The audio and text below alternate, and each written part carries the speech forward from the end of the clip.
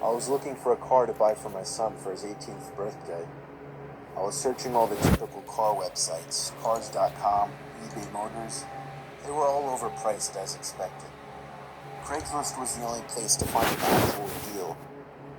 About a week into my search, I found an '03 Toyota Camry. It had 67,000 miles, no accidents, no damage, and good condition for only $3,500. This seemed like a steal for such a reliable car with such low mileage. The seller lived about 10 miles from me, which was a reasonable drive when looking for a car.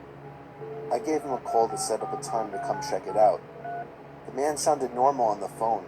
He assured me that there were absolutely no problems with the car. He introduced himself as Bob. I brought along $3,500 in cash, even though I planned on wiggling down the price as much as possible. I pulled up the dirt road to Bob's property about 15 minutes early. It was a tiny little house with a decent-sized property, only because I was a bit far from the nearest neighbors. The garage was open, so I walked over to see if anybody was inside, but except for an unusual amount of car parts, it was empty. The car was nowhere in sight. The only car on the property was an old pickup truck. I went over to the front door to check the house numbers. It was the right address.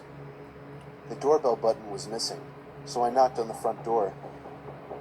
I knocked for exactly 5 minutes before deciding to give the man a call. So I dialed his number, and I heard the sound of a cell phone ringing from inside the house. I was extremely confused at this point. Now I knew I had the right house.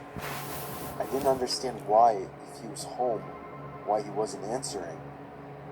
I decided I had to take a peek through one of the windows to see if anybody was inside. Peering through the glass, I couldn't really see much as it was pretty dark inside the house. I saw a very old-fashioned dining room set, but across from that, I saw somebody standing at the back door of the house, staring outside. I figured that must have been Bob, so I knocked on the window, but he didn't even move. There was no gate or anything to the backyard.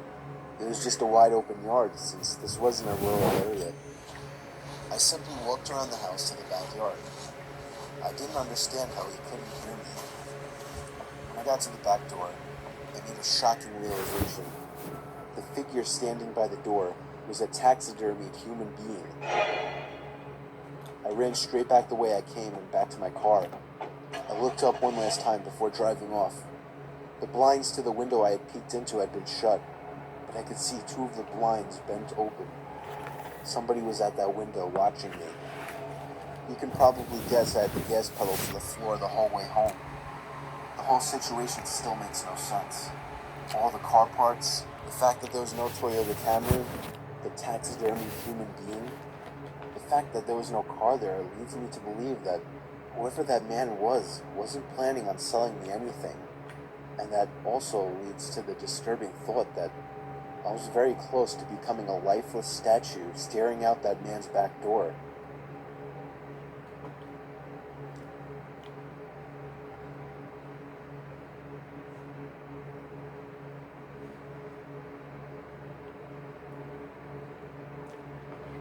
I was on tour trying to find some really deep websites.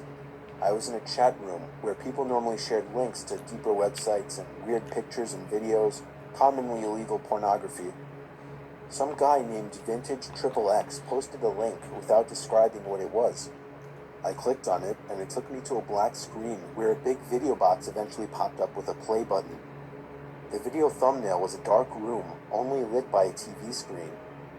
Out of curiosity, I clicked play and began to hear the sound of TV static in the background as lines of static slowly swam down the video screen.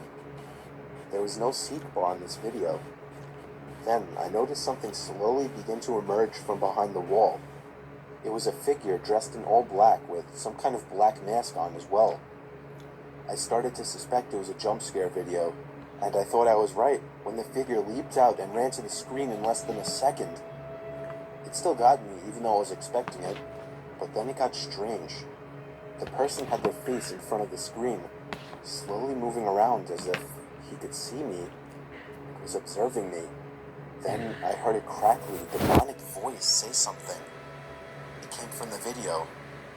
It repeated itself, and I can make the phrase out to be, ask you something. I was really confused. I tried typing something, but there was nowhere to enter text. Then he said, "No, not the keyboard. Say something." I felt my heart